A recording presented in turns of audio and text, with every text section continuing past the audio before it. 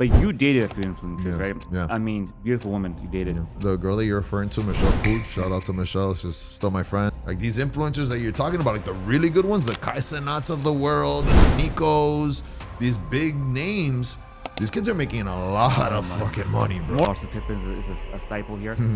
Some of them are still here. Miami Housewives took up, it's back. It's booming. My wife's a big fan of it.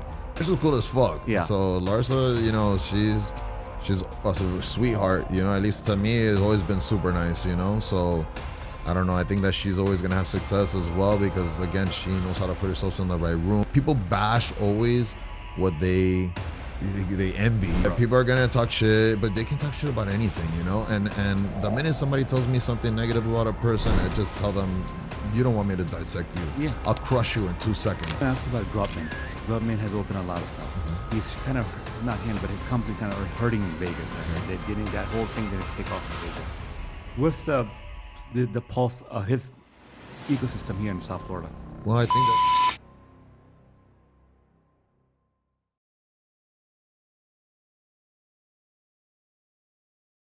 Welcome to your favorite podcast, Stroke of Success Podcast with your favorite host, KB. I'm back here in Miami with my boy, a repeat guest, by the way. Actually, he's my first repeat guest, Jay Cuza. My friend, how are you? what's up, my brother? How we doing? It's been a while. Yeah, thanks for having me. Appreciate it. Thank you for coming. Thank you for your patience, guys. So I live in Miami. As you know, I visit quite often, and the traffic on Sunday on 836 is pretty bad. But anyways, long story short, let's get into it.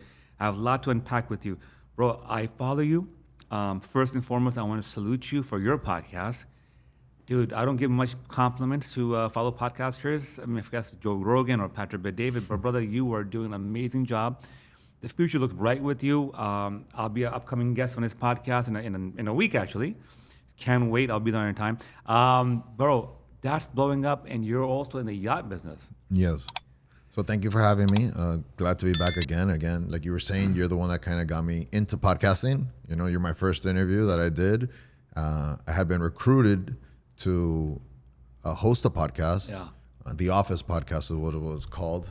And, you know, the producer was like a good friend of mine. She was like, hey, you should do a podcast, blah, blah, blah, blah. You'll be so good, da, da, da. And I was like, man, you know, I don't really like cameras. I don't really like attention. You know, I'm not really looking to put my business out there, you know. But she just was so persistent. You know, her older brother was one of my first bosses. I think my first boss or second boss. And he was so good to me, you know. He was like a father to me. So when she was persistent, I was like, all right, you know, like if anything, I owe this family something, let me give it a shot. So I gave it a shot, and it went well. So, you know, and then I tried, you know, I was like, all right, let me go on a podcast and see if I like it. And then I'll go from there. And then I did yours, and I really liked it. And then I was like, okay, I did another one. I did like 1 or 2 trials. Yeah. And then I made the commitment to her to do that one. So that's kind of how we got going. You were an amazing guest of mine. It was a virtual, of course, but it was a amazing guest. Let me just share with the audience how I met you, bro. It's so funny. So power of social media. They say social media is bad for you. And I could be the way you use it. I used it for connection. I met you through social media. You were dating a person who I came across her profile. She was a socialite back then. I don't know if she is or not. But you were dating her, then you guys went up opposite ways. I reached out to you. But I was following you. I was following your journey. And you, what I call, are like a Miami OG. So by the way, I'm lived in Miami for 20 years, 22 years. And I've seen a lot in Miami. I saw a lot of people come and go. A lot of transplants. I'm a transplant. I'm from Brooklyn. So I'm not born and raised here. But you are an OG, and you've been here. You saw the 90s, 2000s, the Crowbar, the Opium Gardens, to like the lives and what is now. So we got a lot to unpack. Let's get started there, bro. Miami, in your opinion, how has it changed?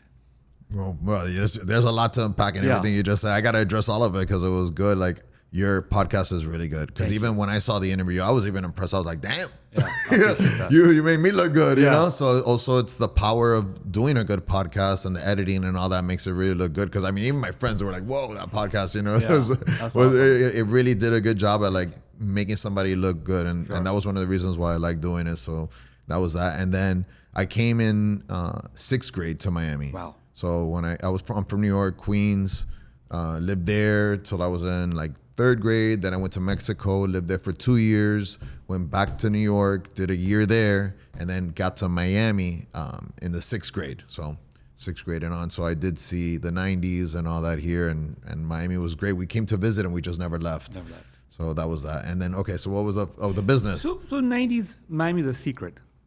Year 2000, it kind of started getting, the secret kind of got out, right? But before I circle back to Miami, let's talk about the business. What are you doing? Okay, so right now we're working on the podcast, South Beach Strategy. So because my background in business has to do a lot with interviewing, I interviewed a lot of people for employment at the companies that I worked at. I was able to develop skills in interviewing people. So when I agreed to do the first podcast, what I said was, okay, I will do it as long as we can interview people and talk about their journey, you know, what they're up to. I was more interested in learning from people than I was to talk about myself, which is what, you know, I felt like the podcast space was kind of missing a little bit.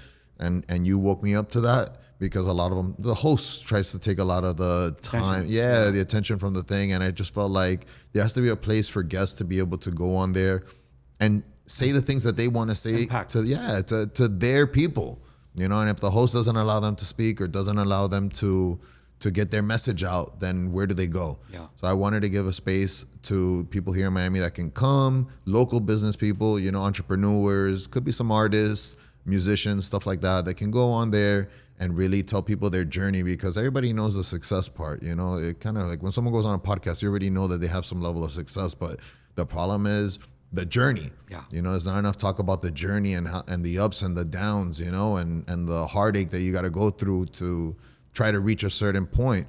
So by letting people speak about these things, other people could probably get motivated. My goal was to motivate, you know.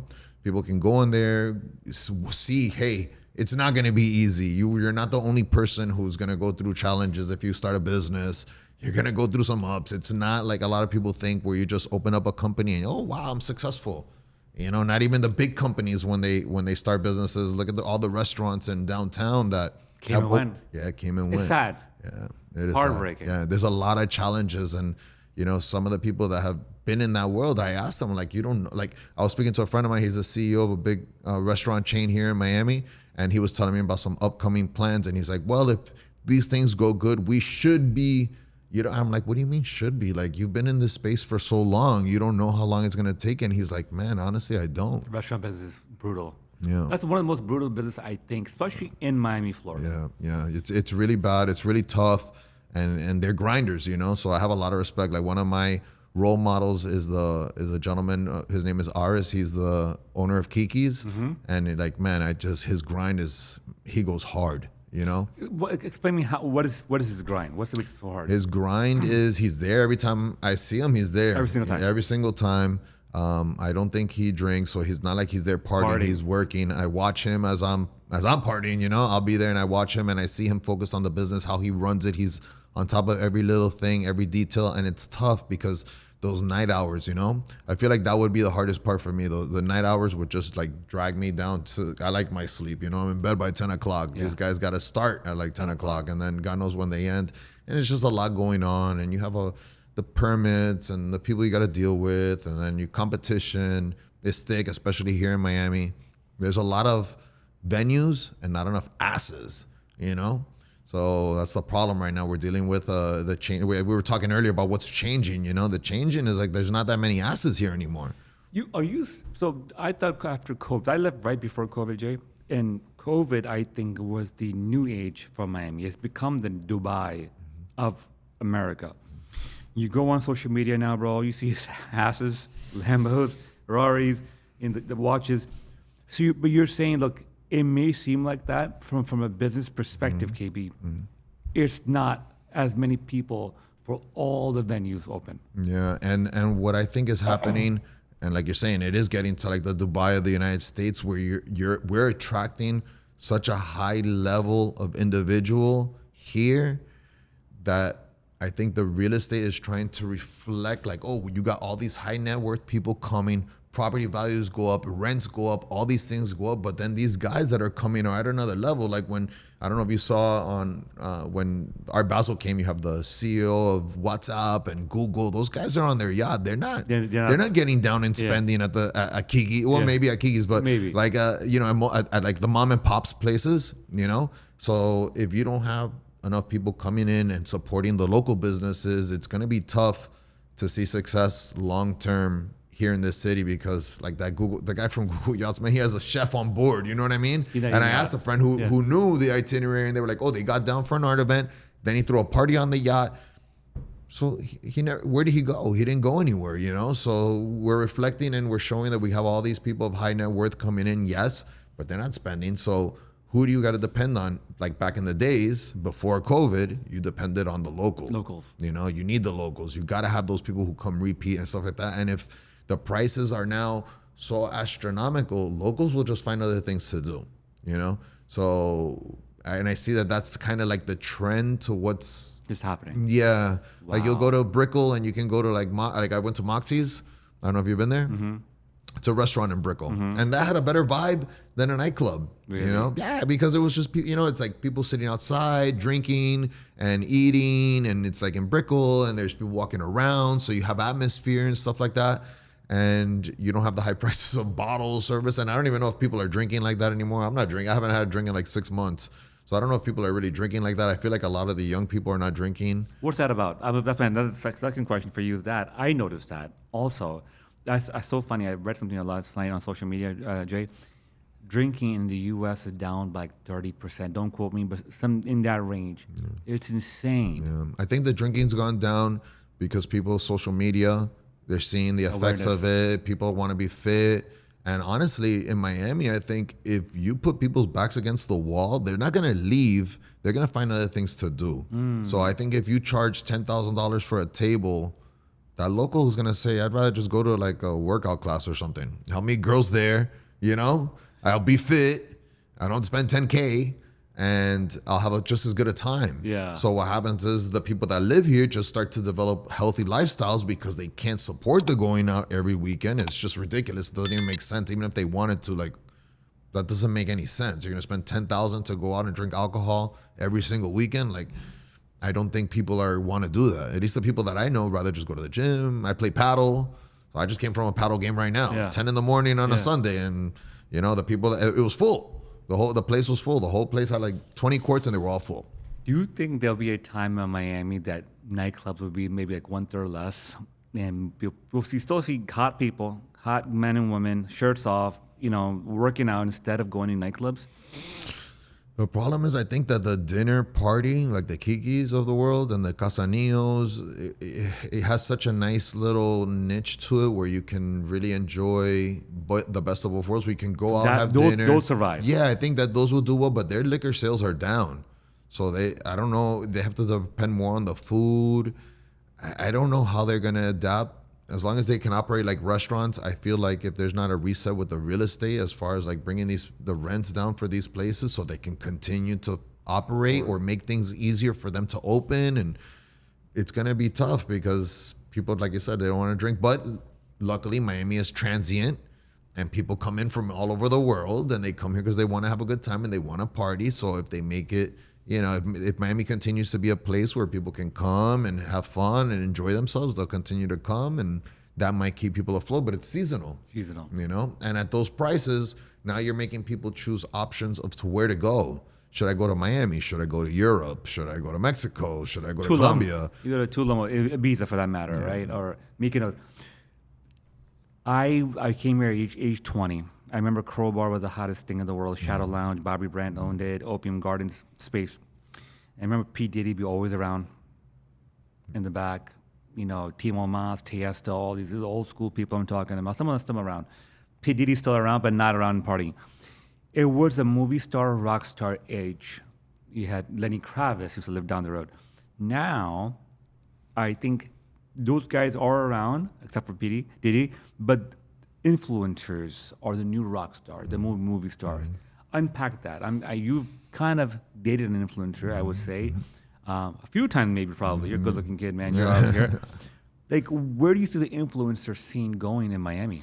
Well, I mean, you nailed it on the head with Crowbar. Shout out to Mo Garcia, Emi Guerra, Angel. Those guys were the OGs of like promoting in Miami. And the one thing about them is they always looked out for the regulars. You know, those are places that I went to every weekend. You know, I was very young at that time, so it was like, you know, I would go when I could. Yeah. And Did you get in, right? yeah, I could get in. Thank God. You know, I was over 21 at the time. Yeah. But at the time I was working at the gym, so I only had 1 weekend on and 1 weekend off. So 1 weekend I had to work. I couldn't go out to those places. Yeah. But when the weekend I had off, I You're in would there. go, you know? And they always treated the regulars good. And the prices were different. They were You know, different, bro. back then you could go out with like $700-800 with had a a bottle? group of people. You know, I'm talking about a group. I remember, bro. I did that. And you party all night, and Yeah. if you got a third bottle, that was great. And I think when you scare people away with like the 5,000, and that, you know, during COVID, everybody had to come and everybody had to spend, but that went away. And I don't think the nightclubs have adjusted to that. haven't. So they're not going to. I think they're going to try to keep, because their rents are so high, their operating costs, they can't. You know, everybody has now, I mean, this goes for my business too, is like, we've adjusted for a very high volume, and then all of a sudden now the volume's going away, and you still have the overhead. So how do you adapt? There's no way to adapt. It's either like cut things completely, which that's why a lot of places just close. You know, they just say forget it, or you try to find a way to bring in more business. But it's hard if we all, I think, as a city, don't kind of come to an agreement and like say, okay, let's kind of find ways to bring some costs down, so that people will come, you know, and say, you know what, I'd rather just go to Miami, you know, than go to Mexico or go to Colombia and those places are getting expensive too. So it's not like they're super cheap, but you have options. Now, if you're going to spend 20, 30K in Miami, you must really want to come here, you know? So we got to find ways to make sure that people continue to come, because the guys that are going to come, that's what they're spending. If not, I don't think they're coming, you know? coming. No, for what? What are you going to do? If you have a low budget, what would you do here in Miami? Really? I mean, you can still go to the beach, get a hotel, you know, that's cheap, but restaurants and stuff are still gonna expense. Like, you can enjoy the weather, I guess, you know, but that again, that's not gonna support. Those guys are not gonna support the local economy. businesses. It's not enough, you know. You gotta get some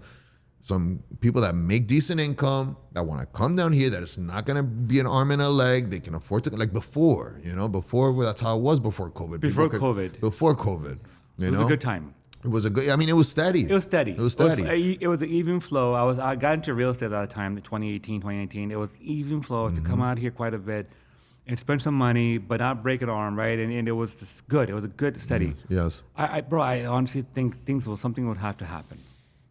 I'm thinking. Yeah, I mean, I think it's just a matter of places closing, you know, and the less saturation, then will help the other ones. That yeah, are will open. help the ones that stay surrounded. Like, I think the Kikis of the world will do well. Even Casanillos, I always thought maybe they're going to struggle because they don't have like their music permit ends early. Oh, wow. So they can't have music late at night. So I think that hurts them a little bit.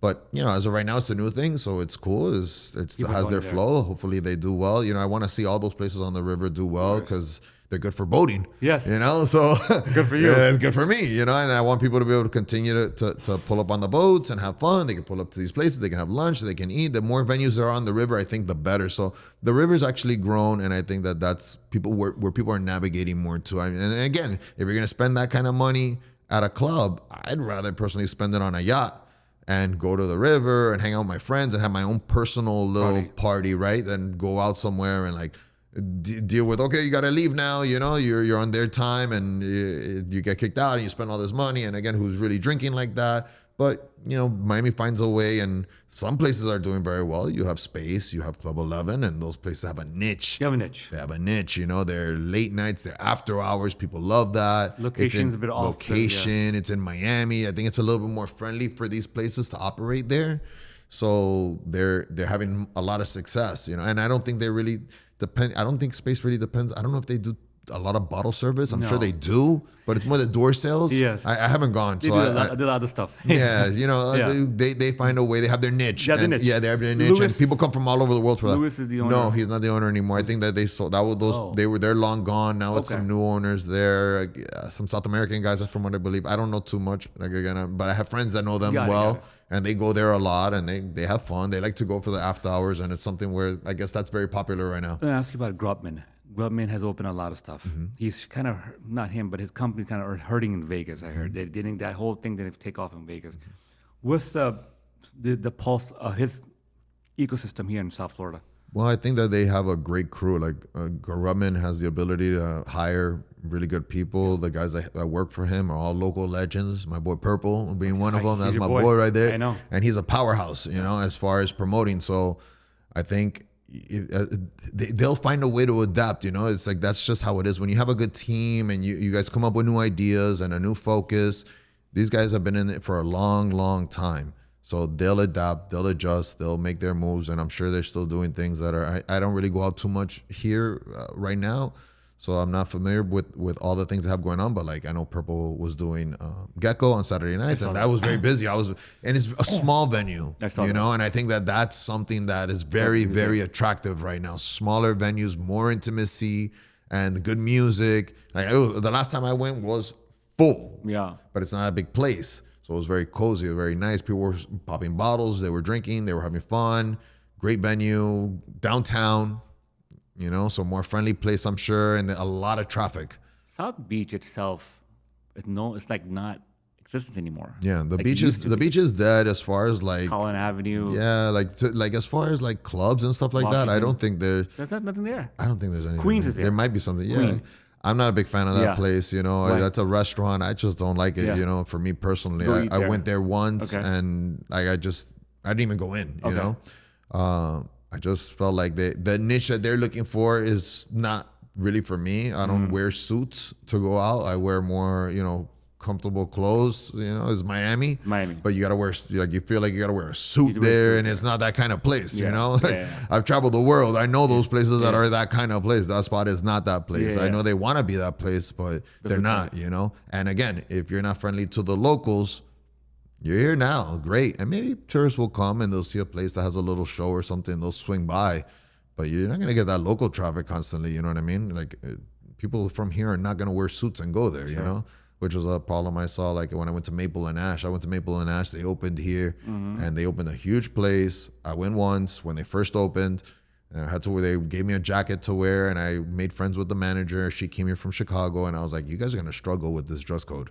I'm telling you right now, because people want to go out to have dinner before they go out, before they do things, and they're not going to wear a jacket before they go out. It's too hot here. It's just crazy. Yeah. And she goes, oh, yeah, I know. We're struggling with that, So she knew that was an obstacle. This isn't Chicago, And New York, Chicago. And again, those places that come here with these big budgets and they want to do stuff here, they got to understand that Miami's a different animal. I've seen companies that are very good go south when they get here because they don't adapt to the environment. That's why the locals usually do better, like the Gruttmans of the world, because they have their pulse on the Miami locals and what works here, what doesn't work. You want to keep it nice, but you don't want to be too crazy with it because it just becomes something where, unless that's the crowd you want, but I don't think that crowd that wears suits is going to keep you. They're going to spend money like that and be regulars. They may not. The influencers, in my opinion, they're the more new rock stars. These social media entrepreneur influence like Patrick Bet-David is huge, and these people. That scene came in front of you, it's still there. How long do you think it has to stay? Like what about them? The influencing, like the Patrick Bet-Davids of the world. Even the women, the hot women. Yeah. The women, all that has changed. Like, I just feel like everything with time also becomes very saturated. Everybody's an influencer. Everybody does this. Everybody does that. I think that as long as you find a niche in what you're good at, and you just stay consistent with it and you have your following and you do well, like, I think that they'll continue to just keep working on whatever their thing is. But you just have some of these guys that are just super duper famous, and they're just making a lot of money online. And, so it's hard to... I see that everybody wants to kind of do the same thing that they're doing. Like the Patrick Bet-Davids of the world, that guy has a lot of money to fund his operation, So he's doing very well because he's good at funding. business. And he's good at business, right? So that's why he became that. But you dated a few influencers, right? Yeah. Beautiful woman you dated. Let's get into that. My boy has a good record. But like these girls go in places, some they get recognized a little bit, they get the entry a little bit faster, easier. That's gonna last for a while, I think. Yeah. Well, like the girl that you're referring to, Michelle Pooch. Shout out to Michelle. She's still my friend. Like she's really good at what she does. Like she has really worked hard to make the relationships that she has, and that's why she's always gonna continue to have success because she's in the right rooms, So and people love her. So she has a lot of people that love her. She knows how to move with very high net worth individuals. and she's an OG in the scene. Yeah, too, she's though. an OG. Yeah, and she's very loyal to her friends, and they're very loyal to her, extremely loyal to her. You know, so That speaks volume of a person. yeah, that oh yeah, hell yeah, because that's just how she rolls, Yeah. you know. And you know, she knows how to monetize what her name, you know, and she's always working. Like as far as I know, that she's always working. And I think as long as you're always pushing forward and you're always working, She's a worker. yeah, she's a worker. You know, she's always thinking and making plans and trying new things and pushing forward. And you know, it's not easy out there. No. For her or for anybody, you know, especially a woman who's, you know, got so many ideas and wants to do so many things. You know, you really have to depend on yourself to push forward. You know, there's nobody there giving her a pat on the back saying, hey, you're doing a good job. You know what I mean? She kind of just pushes herself along, and then the results will speak for themselves, you know, and hopefully that she has a lot of success doing what she does. Reality shows came and went.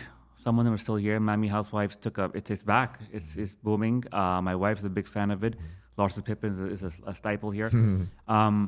Like do those shows help the local economy? You think a little bit? Larsa's cool as fuck. Yeah. So Larsa, you know, she's a sweetheart. You know, at least to me, it's always been super nice. You know, so.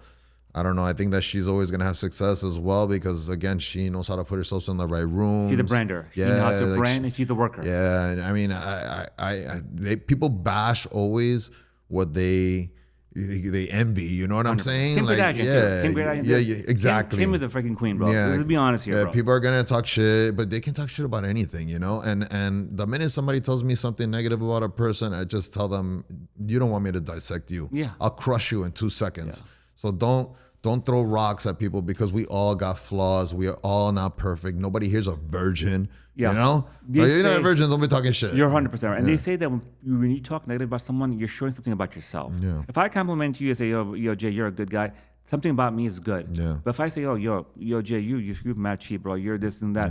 I'm reflecting my own. Yeah. I mean, No. if you have such negative feelings towards someone you don't even know, Yeah.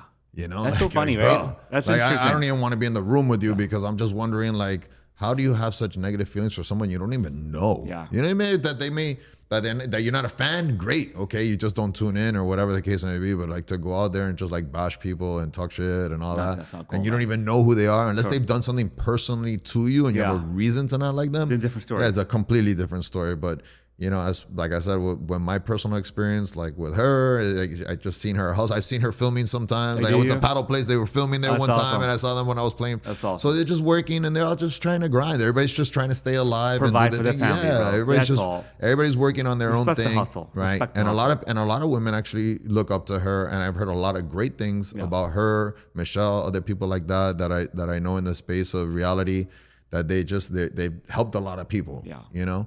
So you know, there's always two sides to every Two sides to story. it. So Love it. yeah, I like that. and I Very think good. the Housewives thing is a good way for people to see how they live. You know, I don't agree watch the with story too much, but I can only imagine. And Sure. you know, it's entertainment at the end of the day, It really. is, You know, 100%. You never got offered to be on a show?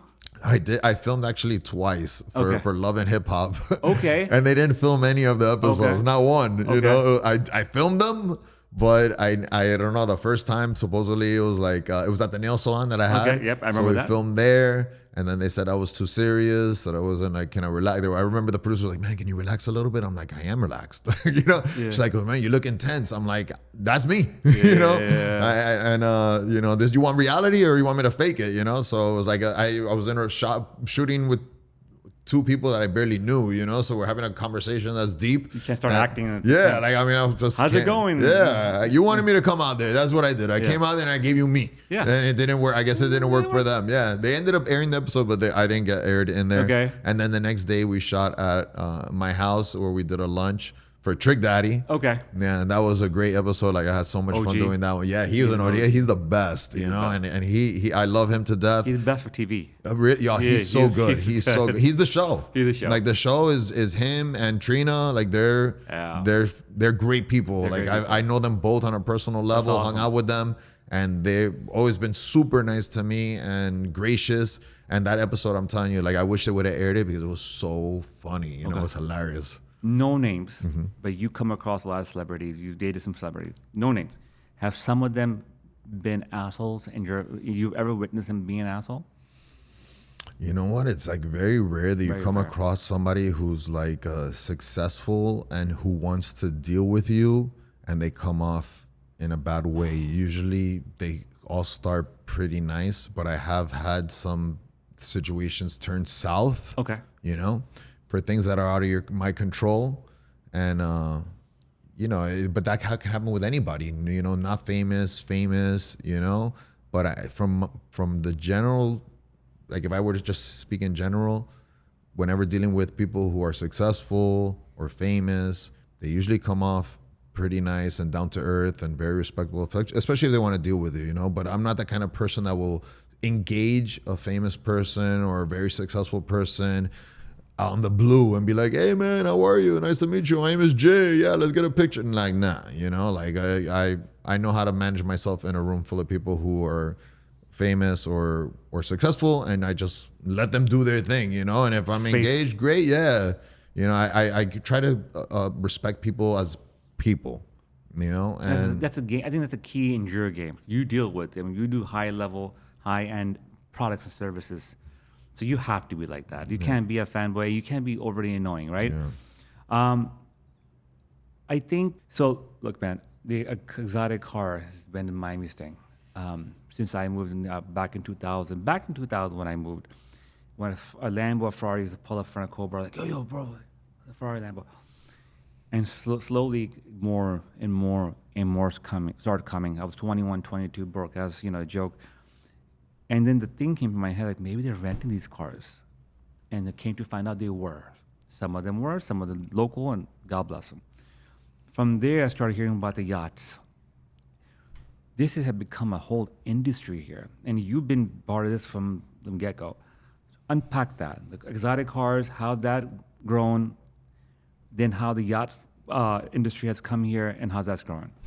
Well, you know, to get around in Miami, you have to have transportation. So if you're going to come to Miami and you're going to get around here, you have to have some but if you don't care about taking Ubers, it's fine That's too. fine. But just, you know, beware, because the Ubers, I use them. Nobody uses an Uber more than me. My Uber account is crazy. That's just how I get around. And you could be waiting for long periods of time. You can get frustrated with the pickups. You can be frustrated with the driver, the car itself. Like, I have the stories to tell you that are like nightmare stories of using this. But when I use it, I'm not trying to really get anywhere. So it's not like I have somewhere to be or something to do. So I don't have, you know, I can be flexible with the problems. But if I was coming as a tourist and I was coming here to have fun and enjoy myself and get around, I want to have some kind of my own form of transportation, whether it's with a driver or somewhere. So I think people just come here and they realize it's a place where you need wheels to get around. And if you're going to spend money and you want to drive something nice, you should rent something that you really want. So why do people go for the luxury cars? Because that's what they really want to drive, you know, and maybe back home they may not be able to do it. So, you know, a lot of people, sometimes it gets looked down on, like, oh, people are renting, they're stunting, da. But the reality is, maybe where they're from, they may not be able to do it, you know? Like in New York City, you cannot drive a Lambo in Brooklyn or Queens. I bro. wouldn't. You know, when Roads I go to the city, I take an Uber from the door to where I'm at to the next place, because parking, all this stuff is just a headache. So would you have a Lambo? Like, you must really want to drive a Lambo Euros to have may one, be you in know? Long Island or New Jersey, coming with your family, your kids, maybe But Europe. do you really need something like that? Like, Yeah. I mean, again, you're going to be dealing with snow and all this stuff. Like, I don't know if that's the car that would be my number one go-to if I lived there, you know? So, and then just the attention and all that stuff. But just Miami is so common that I think they can enjoy it here. And there's a lot of places where you could drive to. And it's not about racing them or anything. It's just more about the experience for people, you know? So I think that's why that's grown. And then the COVID, all the places closed. So what do people want to do? They want to go out on the boat where they can be, you know, confined to their little group and they don't have to worry about COVID and all these things. So that's why the yacht business grew out of nowhere, because it was a great place for people to go and spend the day. Miami was open, everything else was closed. They're outside. They didn't have to worry about COVID. So it's just kind of something that grew. And then now you have all these great venues on the river. So it makes sense that you want to get there by boat. So I think the combination of those things, that's just kind of how it's gone over the years. And then obviously so many people, high net worth people coming, they also own these cars, you know? So people see them driving them and they want to drive them too. But if you don't live here, you're going to buy one and just leave it parked somewhere? No, you're going to rent it. Okay. So the rentals just make sense. So that's how the scene came about. Yeah, pretty much. I mean, it's always been there. People Yeah. who just drive nice stuff, they always want to drive nice cars. Yeah. That's just how it is. You're not gonna drive a Lambo in New York, like you said, and then come here and rent a Corolla to get around. Like, you know, when you can actually enjoy it, now you're gonna drive a Corolla. No, you're gonna rent a Lambo because that's Yeah. where you're used to driving. So it's just kind of people are either, or like you said, they can't drive it at home, so they get the opportunity to drive it here, and it makes sense. And I see a lot of people like, man, I wish I could have this at home, and they have the money to have it. Yeah. They're just, why would they do that? They're gonna buy a Lambo, leave it parked in the garage for the whole month, and use it maybe one day. Doesn't make any sense. Makes no sense. What's the name of your exotic car business? Exotic Miami car rental. It's been out there for a minute, bro. Mm-hmm. God bless you. I mean, I've been in the business for 20 years. Wow. So, I've been in the industry for a long time, and I always invested into local businesses, marketing. I do a lot of marketing. I do a lot of sales stuff because that's really my background. So it's more like You're a marketer. Yeah, marketing and sales. Branding. Marketing, sales, branding. management. Like that's my background since I was 15 years old. So I just get involved with companies that I like and businesses that I know, and then I help them grow so that they can improve their sales, improve their staff. And I get involved either as an investor or I buy the company, whatever I gotta do to make it work, or I just start it myself. The exotic car business, that's yours? Or your Yes. partner? Yes, mine. Oh, Yeah. it's all you. Yeah. Wow. Yeah. Do you probably get bored driving these nice cars, bro? I'm Like I missing said, I use everything. Ubers to get around. I was You gonna know? ask you Yeah, that. Like, it's, that's- they're not very for me. They're not very comfortable. So it's not something that I go around driving a Lambo to get to everywhere I want to go to. And it's like I guess like you said, I have a GMC and that's what I drive. That's what I like to get GMC around. what? in. Like a- terrain. Oh, nice. I got a nice terrain. I love it. I get in that thing. I start it. I go, and that's how I move around. So. Yeah, I don't really have to go anywhere where I need to like impress anyone. Your brand Yeah. itself impresses the people. I'm- you built that. After a while, it's just like, my idea of where I want to be in life is just many, many levels past that, So I understand for a lot of people when they come here and they want to present success, so they're going to go ahead and they're going to pull up in the right car. Like all those things matter. Just for me, I'm not at a point where it matters to me. You're a different level now. I just want to, I want to see another level of like showing up in a nice car is not Not a for level you of anymore. success, right? When I think of the Bill Gates of the world and the, Bezos. the Bezos and these Elon, people, bro. these Elon guys. is not pulling up a No, Lambo. man, I don't think he is. Trillionaire, by the way. I saw that like his house on where they do the launches for SpaceX. He has like a modest house that he lives in. Supposedly, I don't know. I don't We don't follow the guy know, around. Yeah, but I heard. But like, yeah, right. Yeah. So like, or I heard many stories of him living in his office. Yes. Oh, that I heard. You know what I'm yeah. saying? I never see him with I don't think I've seen him even with a watch or anything. No. Like, it's like these Mark Zuckerberg. Now I've seen recently he's Now bought it's some kinda- watches, yeah, right? yeah, he's But wearing- it's like, he's at such a high level where he could do these things now, and it's like nothing for him, Yeah. So that's where I would like to put my focus on, really just trying to just continue moving forward. And also happiness is more important to me than just like making money. So I'm happy going to the gym and all these places. So I don't need to the GMC is perfect for me. I throw my paddle bag in the back, I roam around like that. I park anywhere. I throw it anywhere. I don't have to worry about anybody just staring at me, when I'm at the light. So, I don't know. That's just my preference. Speaking of that, have you ever gotten part of like being robbed here? Yeah, I've been robbed before. Yeah, I was robbed once at 18 with a gun, and I was shot. Yeah, at a gas station. Unpack that. How'd it happen? I just was pulling into a gas station, and it was the middle of the day. It was like 2:00, and at that time, I was just graduated high school. I was in college, like 2 years of college, financial art. It was called AFAC or something like that, like Arts Financial Institution. It was in downtown, and I went there. Okay. I wanted to do fashion merchandising because I liked fashion. Okay. So I liked fashion, but I wasn't like a designer. But the But I business wanted part to be of in the it. business, you Yeah. know? But then I realized, someone in that position probably makes like 30, 40,000 a year. Yeah. It sounds good. It's probably a lot of fun if you're into that stuff, but the pay's not there. Yeah, I was working in nightlife at the time. I was working security, and I was just making more money doing that. So I really was like, school was like, all right, what am I gonna do? Like, I'm doing so well in the nightlife. I worked for a big security company because back then the clubs like outsourced the security. So I worked for a big security company. I was in great shape. I was jacked, you know. I was like, just, man, I was living the life. I was just good. Like I was going to school, but I wasn't really focused on it. I was more focused on like what I was doing for work because I really liked it. So I pulled up to the gas station. The guy got in and he basically robbed me there for like a jewelry that I had on, bringing attention to myself, you know. And you know, one thing led to the other. We were driving down the street, and I basically told him, you know, I ain't giving you shit. You know, and if you want, you're gonna have to kill me. And I looked at him through the rearview mirror. I was probably going like 90 miles an hour down the avenue already because I pulled up to the gas station. He jumps in, puts the gun to my head, tells me to start driving. He wanted me to go behind the gas station. I made a quick right and I went to the main avenue. So once I got on the main avenue, I gunned it. So I left him two choices. Either he shot me and we all die, or he could get out. I gave him an ultimatum, you know? I basically told him he had gotten my chain because it was on my neck, so he was able to rip that off like with one hand, you know? And he wanted my watch, which this watch was a piece of shit.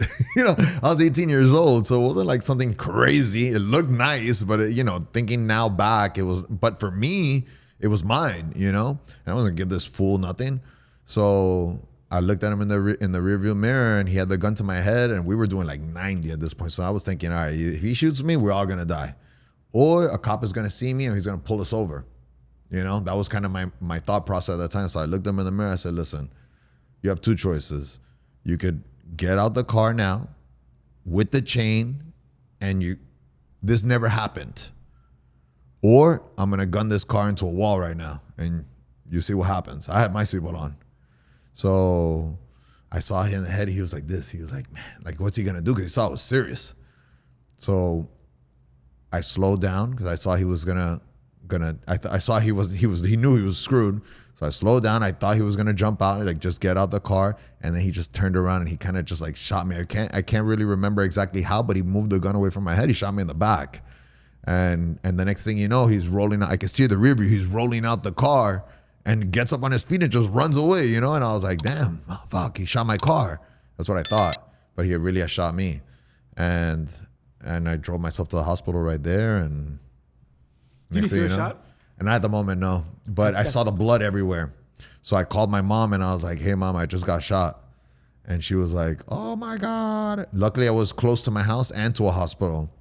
Miami here? Yeah, in like Westchester area, Kendall area. Yeah, so I drove myself to the hospital. I basically crashed the car almost into the front door, and I got a movie scene. Like a movie scene. I walked in and I was like, "Hey, I just got shot."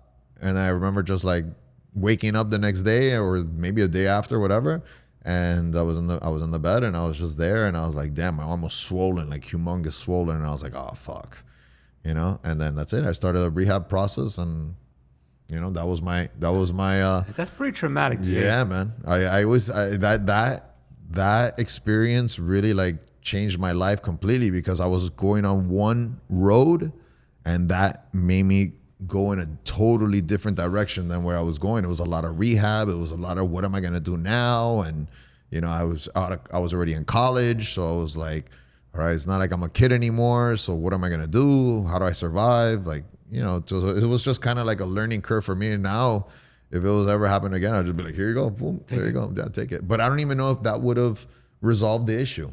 You know, what if he would ask for something else, or what if he would have shot me anyways? Like, I can't just sit here and like second guess myself and say maybe, you know, because I've seen people get shot and they don't like. I know of a guy that he got robbed and he got shot twice. They didn't even talk to him, and the watch was fake.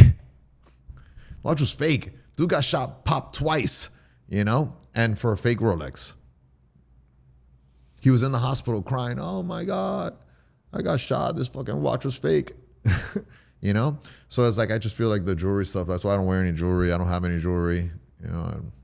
I don't need that extra attention, you know? I just kind of just roll like that. You think Miami still has those situations? Like this part of Miami, Wynwood? For sure. Brickell. For sure. I was in the gym not too long ago and I saw some guy with a knife stab some dude that was in front of the building for a bag that he had. You know, it must have been someone that had something in the bag. It must have been getting followed, you know?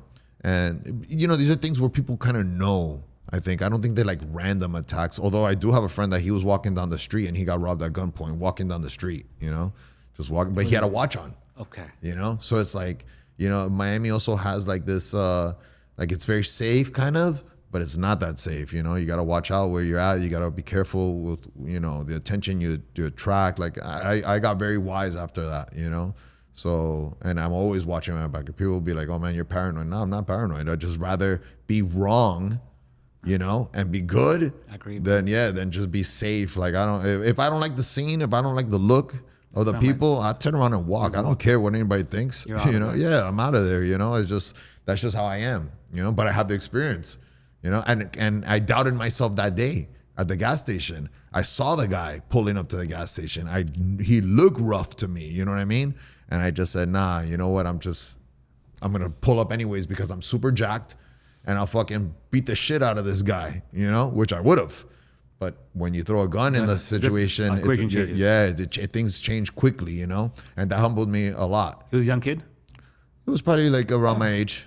Okay. Yeah, at the time. Yeah. Wow. I don't really, I don't know him. So yeah, it's not something where, we literally saw him like skinny kid. Okay, got it. I just saw him and he just looked rough to me, It just looked like he looked out of place because he was walking around at a gas station. Normally people have a car, and I had jewelry on, but it was like 2 PM. I was a security man. I'm working security in the beach. I'm super jacked. I was like fucking super jacked. I looked like a gorilla at the time. So I just had this mentality that I was invincible. Rambo. Yeah, I'll beat the shit out of anybody. So I wasn't really worried about it. But I wasn't thinking, oh, people have guns out there. I wasn't thinking that. I wasn't thinking at 12 o'clock in the afternoon that was going to happen, So it was just like a learning lesson for me. I learned my lesson, and I won't make those mistakes. Man. How was it to date? Not your story, but like for many friends of yours. Yeah, dating in Miami, I think is it's very transient. A lot of people here are transient. They're not from here, so it's tough when you're not from here. The girl's not from here, and you guys are meet, and there's just so many distractions. So I think. That's what I've noticed from the dating scene, and I see a lot of people having kind of troubles. But the reality is, I think if you have two people who have the same interests and they want to work together, I think that they can have a lot of success here because now you're seeing a growth in like health. So if you have a partner and they want to be fit too, and they want to be successful, and they kind of have the same mind frame as you, or maybe you don't want to be successful, maybe you guys want to be drug addicts, but as long as you guys have the same motives, you can make it work. I don't think that this is a situation where it's hopeless. I think you hear a lot of people be like, oh, dating in Miami is hopeless. I think dating anywhere could be hopeless. If you don't take the time to get to know people, who they really are, and before you make like very strong commitments, you're going to probably have some misses, and that's okay. I personally like to take my time to get to know people because it takes time to really get to know somebody, you know what I mean? And I think if you take that time and you're patient, and you don't have these huge expectations, I think you can date here just fine. There's a lot of people here that I think want to be in relationships, but there's going to be that one special person. You're married, right? Yeah. I mean, you have one special person out of 6 billion in the world. You're not going to find them on the first try. Sure. And if anything, I just see people make commitments too fast, and then they waste a lot of time putting up with bullshit. I won't put up with bullshit. If I'm going to start taking you serious, I'm going to start looking for reasons to also get out of the relationship quickly because I don't want to waste my time. Yeah. So, and I'm not going to waste anybody else's time. And I don't ask for anything. I don't want anything. So for me, it's like, okay, I'm not chasing women down because I want to sleep with them. Like, what is a woman going to do for me? How impressed do you think I am with your physical attributes? You know what I mean? At this stage of the game, you're not that special. You know what I mean? You have to have more than just being a hot woman or just smart, or it's got to be a package of stuff that makes sense. And then we have to have an alignment of interests. So I think for me, if I meet somebody who has the same interests as me, they want to do the same things, our interests align, anything can work itself out, and the same thing for anybody else. But if you meet somebody and they have a ton of red flags, but you're putting up with it, then what did you think that was going to go? You know what I mean? You have nothing in common. You guys one person's going this way, the other person's going that way. It's just if you put up with too many things that are not aligned with you, you're gonna have problems. So I just think it's more like take your time. There shouldn't be any kind of rush for anything, you know, and that's the problem. If girls rush into sleeping with guys and then the guys leave them, it may not just be because they slept with you. It may just be because of you, you know. And if you want to test that, don't sleep with them. You don't have to. There's nothing that makes you so. But I think that they jump into the bed too quickly with guys, and then they find out that there's red flags on both sides, and the thing doesn't work out, and then they're just like getting this mileage on them. You know, it's mileage and mileage and mileage, and you don't get that back. You don't get that back.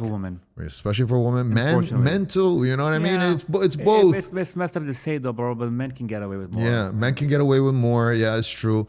But I mean, like I think. Look at you, like you've had so much success because of your relationship. Sure. I think, you know, you got kids, right? You guys seen the kids and stuff. Like for me, that is a sign of success. When I see a family man who's focused, who's got his partner, you don't have that 500-foot yacht, but it doesn't matter. You have this family, you know, which is something else. A lot of those people who make the big money, they don't have families. You see these big billionaires, and I mean Elon Musk, but he don't have like a family. He's got like kids everywhere. You know what I'm saying? I don't know what his home life is. You know what I mean? But I don't want to have like 17 different baby mamas. I would like to have one partner and kids with that partner, so that because I feel like kids grow better like that, and that's very successful. That's success for me. Yeah, you know, I don't need a big house. A house ain't shit. Because I know guys that have had humongous mansions and they lose it. I've seen people with $20 million lose it in a year. Their account's $20 million, next year, nothing. You saw people like that, literally. Oh, yeah. Literally. Accounts in my hands, 18 million. A year later, nothing. Homeless. So success is not just about how much money you make and the things that you have. Because what's the point if you have 18 million, you lose it all next year and you're like homeless and all banged up. You know what I mean? Like I seen guys that are not that rich but have great families, and I'm like, wow, you know. I have a girlfriend of mine that we did the podcast. She has like 4 beautiful kids, and they are amazing, you know. And I follow her and her family. She has a beautiful family. But her kids are amazing, and I always tell her, I'm like, man, you admire that about her. Yeah, she raised good kids. She has great kids. Yeah. For me, I would trade anything for that. Wow. You know? You're saying this. Yeah. The guy who lived it all, seen it all. Yeah. Seen it all. You tell me, you can have the 18 million in the account or 4 kids like that. I would take the 4 kids like that all day, every day. Because the 18 million, you can get it. You know what I mean? You can get it. There's no guarantee that you can get some kids like that, you know? There's no guarantee you're going to have a family like that, kids like that, you know? That they're well-behaved, smart. The kids are just amazing. Yeah, and not just those kids. I have a lot of friends that have great kids. So it's like I see them with their family, and I'm like, man, these are the things I want to accumulate in life. Wow. Lives, you know, not money.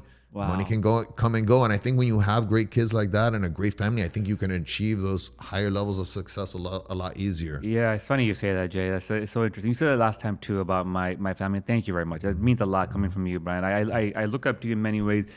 And you saying that, I look back, like I'm 43 years old and I don't have the yachts or the supercars right now. And I sometimes think like, man, I'm behind.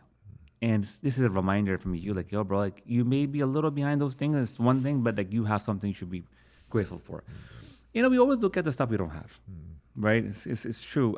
Touch on 2 things with you on that. I have some single friends in South Florida that came from New York City and moved here, and they just tell me, hey, KB, post-COVID, everything changed. And they're like, dude, like, it's hard because the girls are looking for ballers, but some of them are not. Some of them want good guys, good guys raised by good parents, good values, believe in a higher power. It doesn't matter if you're Muslim, Christian, Jewish, whatever, but believe in something bigger than you. And it's like, bro, it's hard, man. Like, you know, they size you up and this and that. But you're saying, KB, yes, that's there too, but there are some good people that you can date in the dating pool. It's not as bad as the media makes it out to be. No. I don't think so. No, I think, but if you go to the wrong places, you know, and you're trying to meet transient. Well, let's talk about the general Miami, you know, stigma. You go to the clubs and you meet these girls, and oh my God, they're not wife material, but that's You're in a nightclub. Yeah, you're in a nightclub where girls are transient. They're here Yeah. from out of state. They're here to hang out. They're here to party. fun. Right? Miami has a whole other section of people that live here that don't go out every weekend, that don't need to go to clubs every weekend, that you're not going to meet them there. You're going to meet them in Brickell. You're going to meet them through friends at the gym. These places. Pilates. Yeah, where people have different interests. If you go to places on the weekend, like a gym in the morning at 10 a.m. Good place to meet a girl. Yeah, And a guy. Yeah, both. You know, those are people that probably have stuff going on. You know, they're not interested in the party life. They're interested in fitness. They're interested in other things. And just again, it's like you can meet somebody anywhere. You know, but you got to take the time and really get to know them and find out what their interests are and try to find it out pretty quick. You know, I would think my goal is to just kind of like crack through those things fast. Yeah. You know, like 1 or 2 dates, I kind of have an idea what you're looking for. And you know, if our interests, I don't see them aligning, you know what I mean? And I don't hide anything. I try to put it all out on the table from the jump.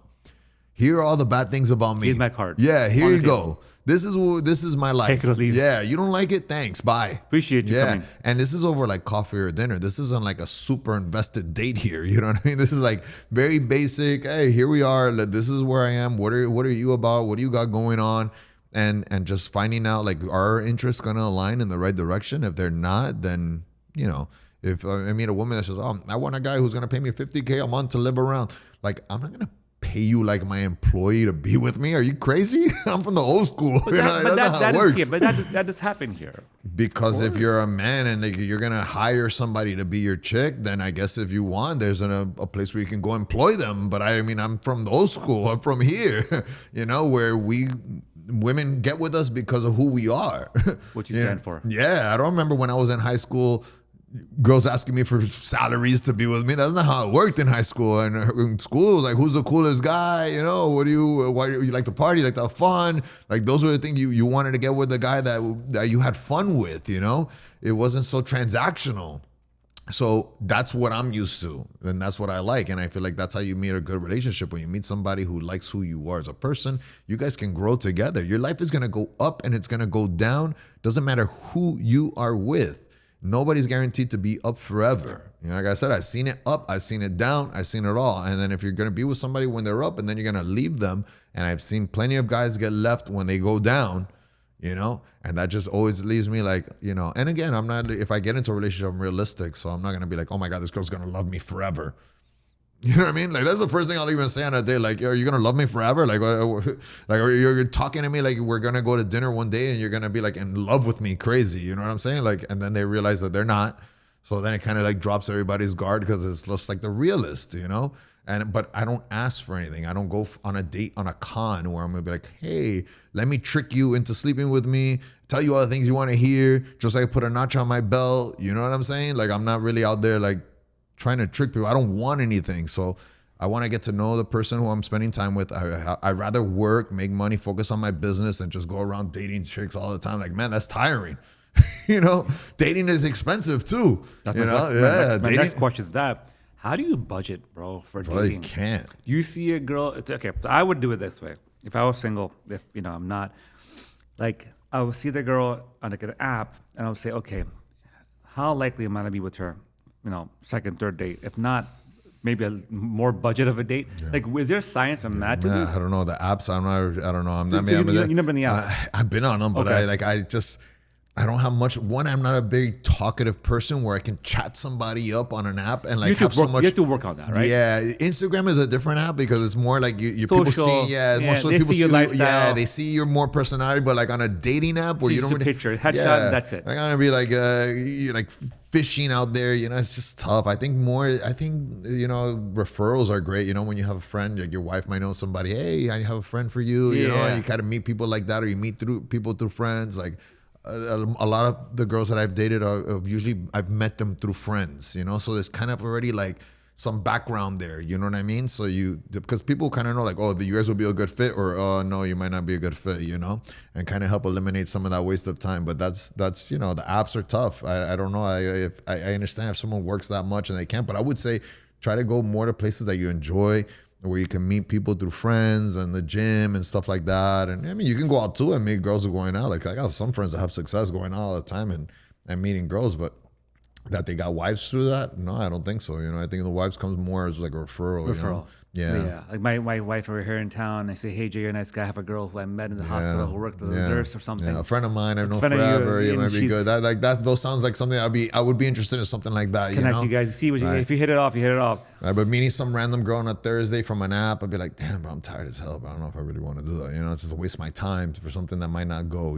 So the apps for me is a little like not my thing, but if it was, I like meeting people through friends and stuff. That's more like my thing. Do you see the same girls all the time in the nightclub? You don't go to the nightclub, but when you do, like they're like, they're there for a reason, just for sugar daddy. They want over and over. Do you see one or two of those? Usually there's a lot of girls that are out there all the time, and again, if they're not from here, and that's all they know. Because the thing is, what happens when you're coming from out of town, that's really like all you know.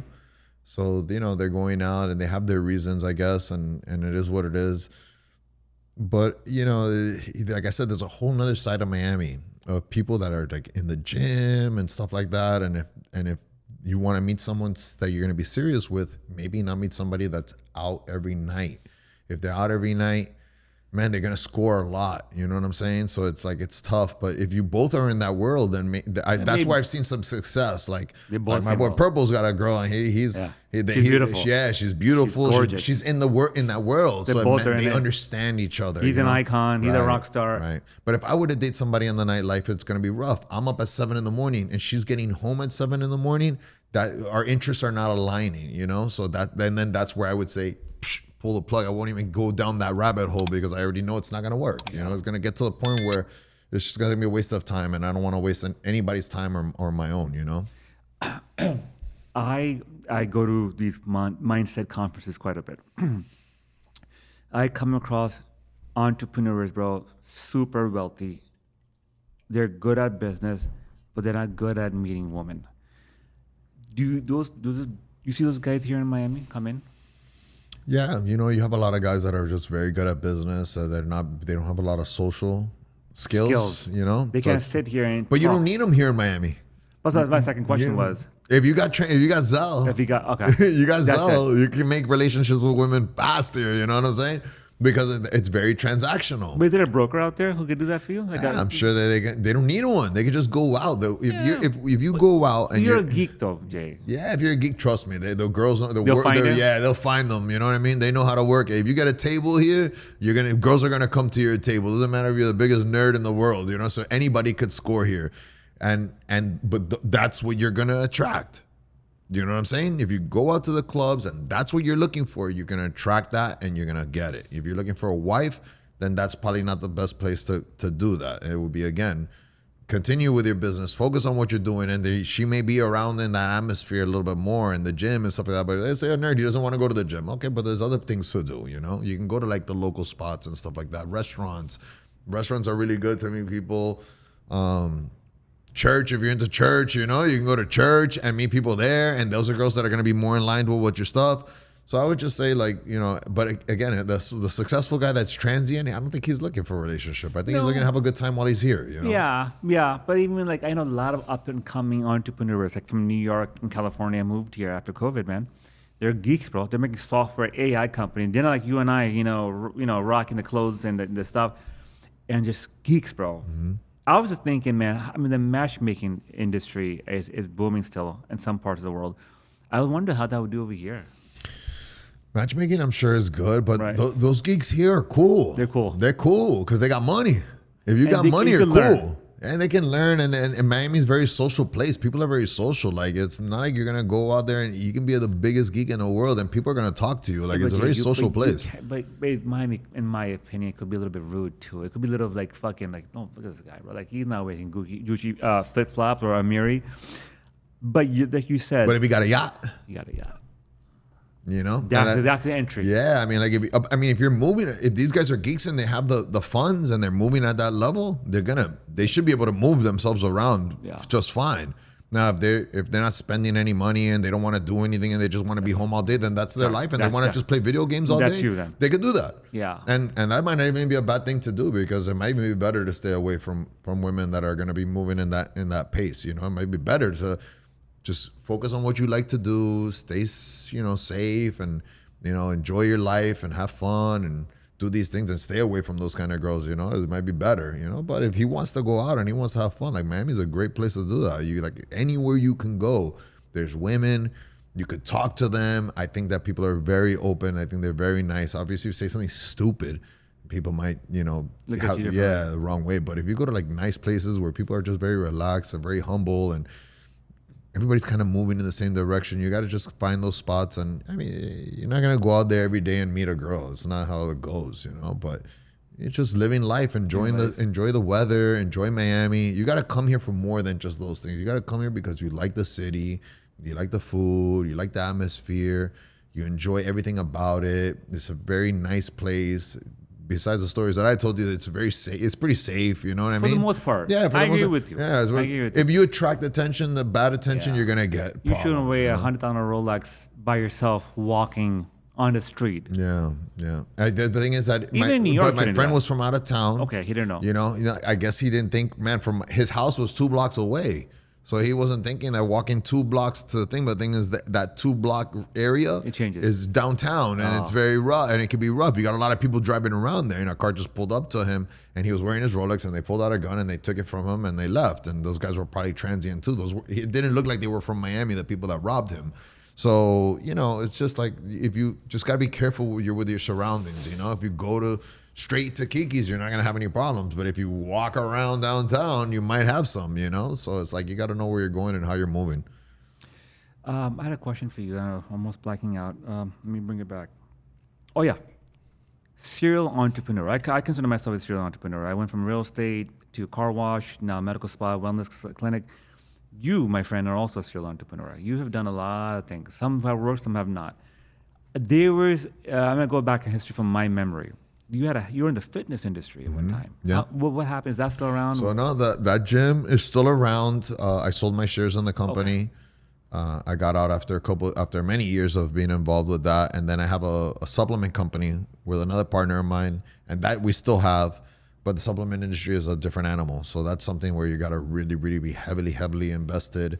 And it just takes time. And we're still working on it. And we're always coming up with new ideas. So this year in 2026, we're looking to revamp our product, the pre-workout that we have, Bip Bip Nutrition, and get that product out with a new formula. I mean, the old formula was great. We just have changed some things now to make it even better. And looking to relaunch that, but it's a space where you just gotta keep going. You gotta keep going. You gotta keep going.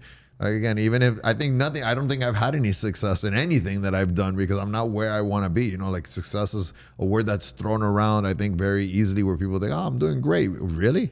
Like, show me how you're doing great. Where's your bank account with hundreds of millions of dollars? Because if you're not moving like that, then how are you measuring your success? I measure my success, the family.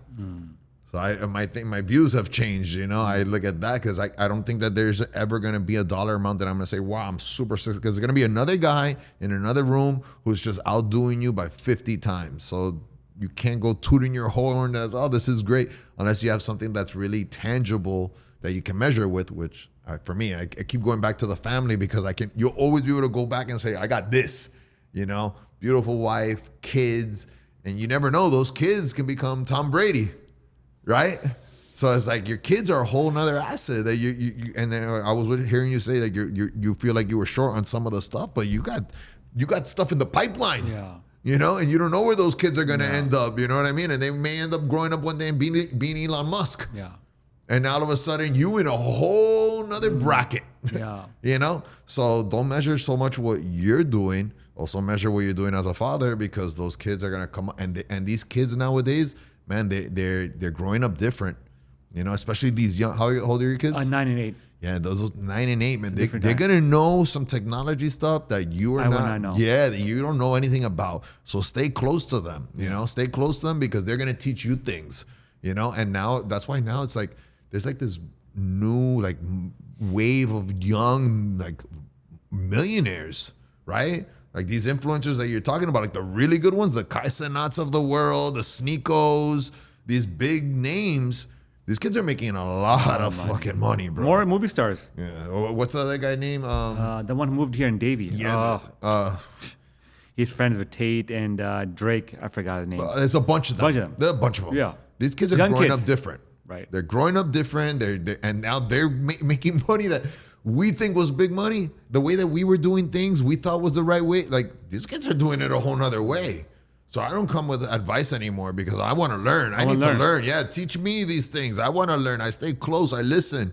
You know, I pay attention. I pay attention to what they're doing. Yeah, because I want to make $100 million a month streaming. You know, if that's possible, I want a piece of that. You know, so it's like you gotta. I think everything has changed. Everything has changed. Like what I grew up learning and how I did business before is different now. You know, it's not like that anymore. These kids don't even want to work. They don't want to work anymore. They don't want to work. Why would they want to work? Why? When they feel like they can stream, play video games, and make $50K a month. And what are you going to tell them? No? You're going to tell them they're wrong? Then you're the dinosaur. Yeah, yeah. Because you're wrong. Because they can. You know? So I don't. They proved it. Yeah, so I don't sit. I meet a kid who has those who talks like that, and I stay close. You know? I want to know, he might be able to do it. How do I get a piece of that? Managing him or helping them along the way? Because it's possible for them to do that now. And that's crazy money. Yes, it is, yeah. You know? Yeah, like our time, man. You're younger than me, I think. How old are you? I'm 46. Okay, you're my age. So like, bro, I'm 43. But my time, bro, hustler, like, you come out of high school, you go to the auction with your boy, buy a car, flip it on Order Trader. You're flipping things, you're selling stuff on eBay. You know, old school hustle mentality. That shit is gone, dude. Why would they do that? Yeah. The time you spend doing all that, they're doing it from their couch at home. You know what I mean? Streaming themselves. And I think that's all going to change too, though. Of course. You know, I think there'll be some saturation in that, and it's going to go away because now it just becomes too much. Which is why I told you, like with my podcast, I like to work with people to help them grow their brand because I feel like I am a dinosaur. So it's like I'm someone that can blow up, you know what I'm saying? And I don't really want to be controversial or anything like that. So I'm not going to, but I don't mind working with somebody who wants to do it. I can help them blow up their stuff. They better have the funds though. A lot of these kids, they're not making the money. They have people behind them, you know, and that's the reason why some of the Adam Rosses of the world, they have people behind them. That's the name of it. They got people behind them that fund them. You know, they don't just blow up on their own. They get a little traction, and then people get it. Yeah, then people come in, brands come in, and management, investors. You know, the Jack Dohertys of the world and stuff like that, where they're really forking up the money, and the kids are just kind of providing the content. Yeah. To show. Smart. Yeah. Brilliant. That's how it works, you know. So I'll meet my guy and I'll tell him I'll do the same thing for him. I'll help pump him up and we can get this thing going. But again, I think it might be saturated. That Neon even said it. This kid Neon, who's I know Neon. He said that, you know. So he said, he's like, man, I don't know if this thing's gonna be working. Like he has a niche already. I think he's gonna be okay. But like the new guy on the block, it's gonna be tough for him when you got football players that are streaming. You know, you got athletes and people, actors and people who are really famous, who people really want to watch. There's only so many eyeballs out there, you know, unless you're really controversial and you're political and you say stuff that people really gets their attention and you can get yourself like a little following. I feel like political podcasters, they do well because they can develop they have something that people can rally behind. Always something, right? Politics has something always going on. Yeah, politics always got something going on, and people are it's important. You know, politics are important. People don't think it's important, but they don't. Super important. Our day-to-day.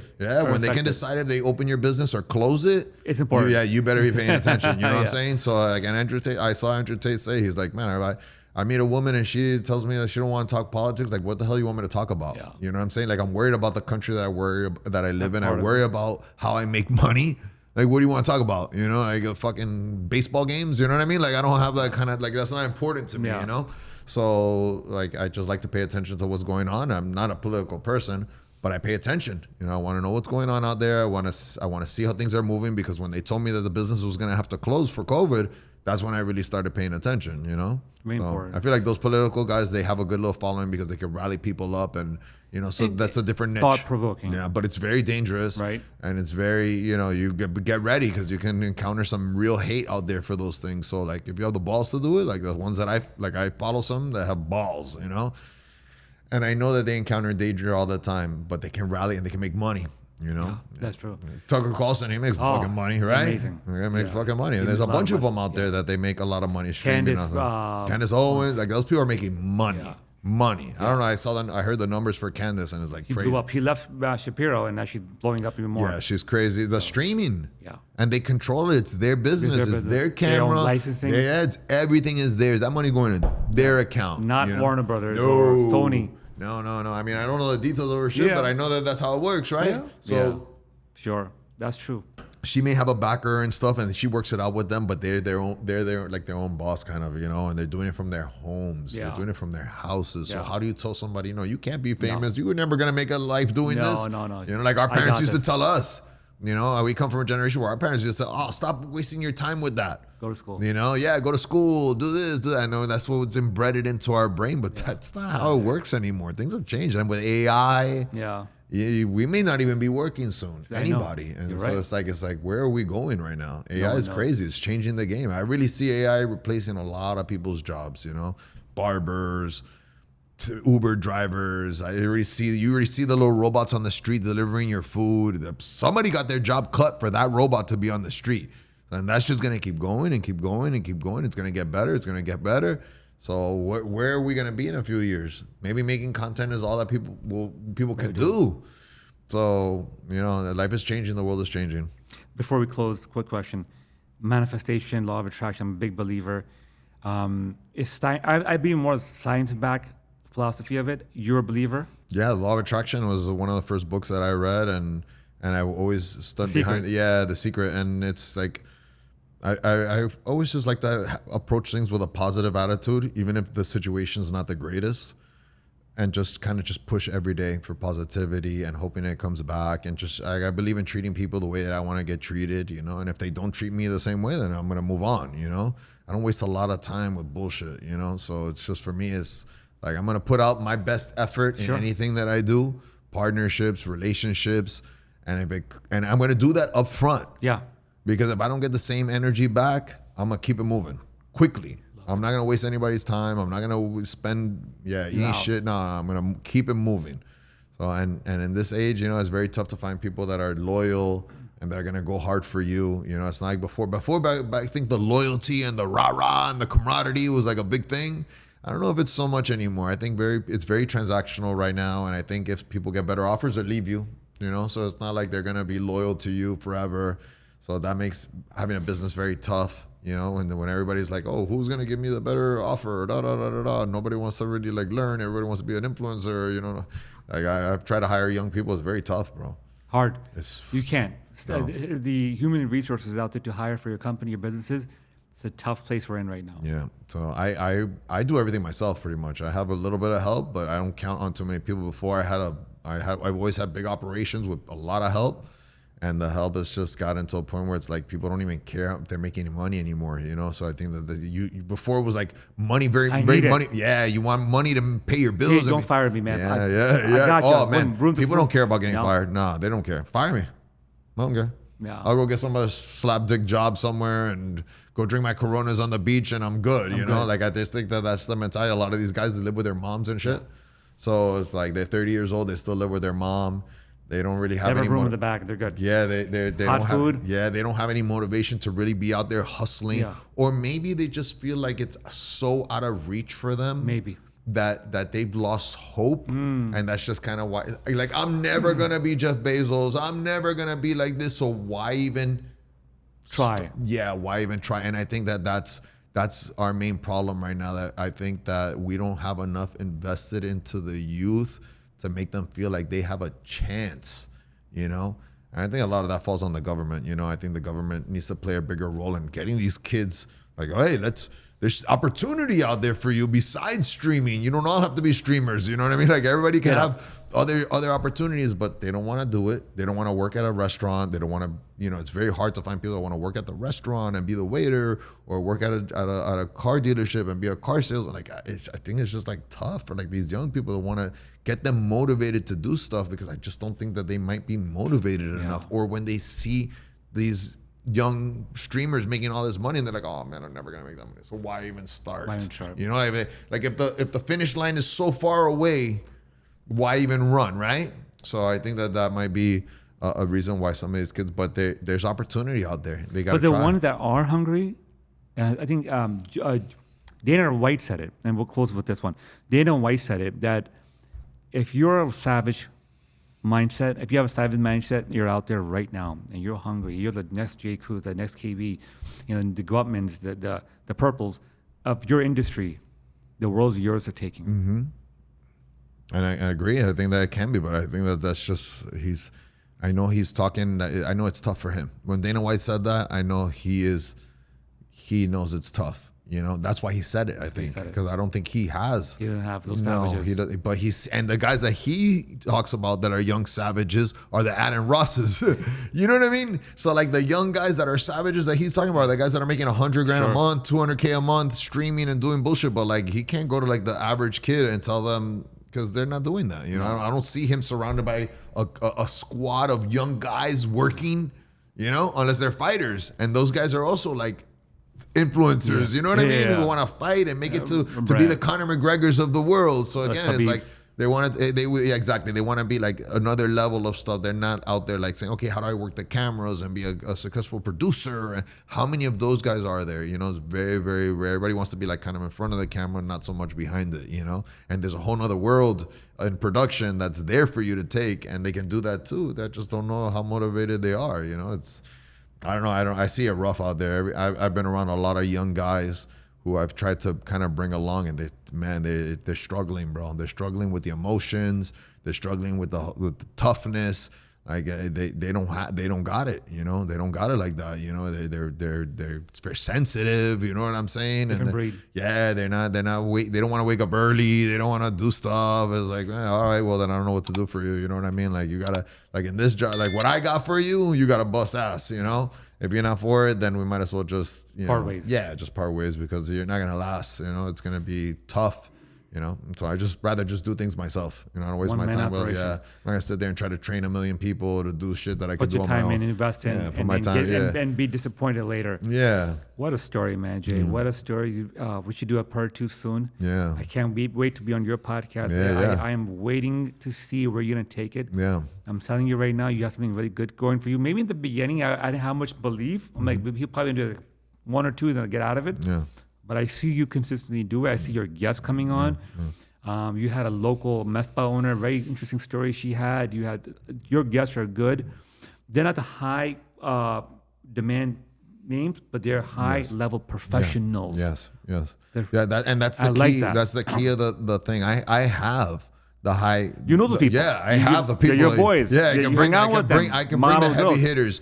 But people, I don't know if people can relate to that. I want to relate more to the average person who's looking to start their own med spa, let's say, and what are they gonna go through? Because I think that people just think they're so scared to start. You know what I'm saying? And you hear some of these people's stories, and you're just like, man, that they overcame it. They overcame it, and it's not going to be easy, because, like I said, like we talked about earlier, I think people think that you just open the doors to business and the doors just get flooded with deals, and you're an entrepreneur and you're rich. Like entrepreneurs, like associate with being rich. Bro. I don't know any rich entrepreneurs. They're all hurting. You know, even the real rich ones. Yeah, they're leveraged. Yes, everyone's leveraged. A lot of people are leveraged. Yeah, you do well. You have income coming in. You're doing your thing, but you're leveraged. You know, and there's only so much.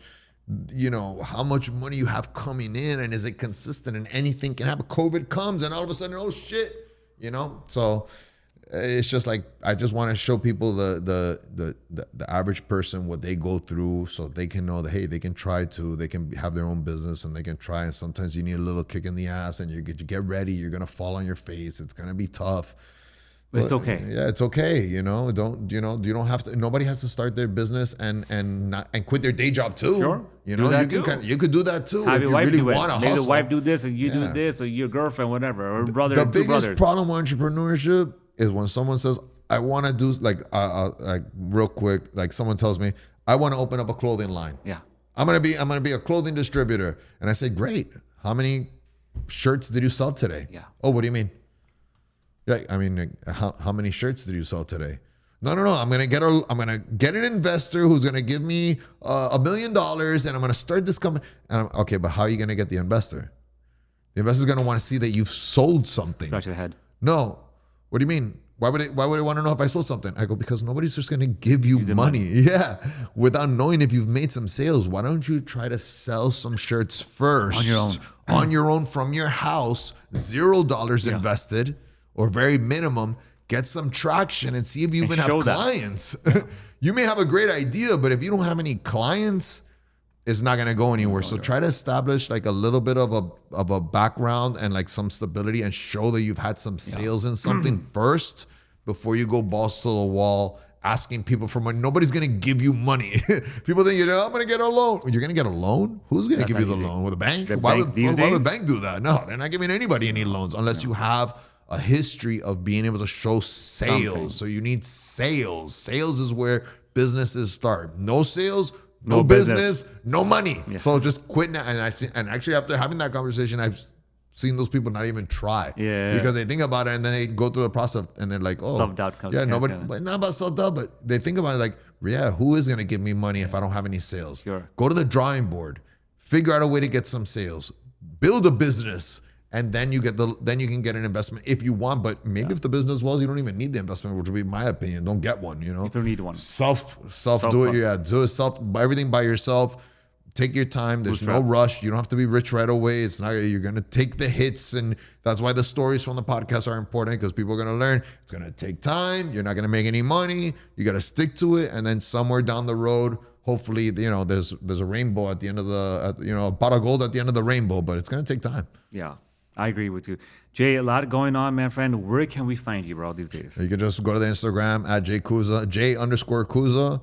Everything is there. All your auto, your exotic car, your yacht, your podcast. We can find everything is there. Yeah, just go there. You'll find me, and we'll go on this journey together. Awesome, Jake. Thank you for coming on, man. Thank you, my brother. Appreciate you.